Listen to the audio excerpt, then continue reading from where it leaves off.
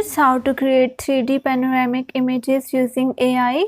It's very easy to do, so make sure you watch the full video so you don't miss any important steps. For this, first of all, you need to open your Chrome browser. Once it is open, then you need to click on the link in the description, and after that you will land on this website. Now you need to scroll down and click on Try Skybox AI. Here check this box, don't show this message again, and then click on Confirm. Now click on Get Started option. After that, here you need to give a prompt that you want to create. Once you do that, then from here you need to select the type of image that you want to create. After selecting it, click on Generate.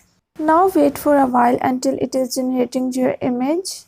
So here, as you can see, it has generated our image. You can download it by clicking on this download button, and after that your image will be downloaded. You can remove this watermark by purchasing their plan. So this was how to create 3D panoramic image using AI.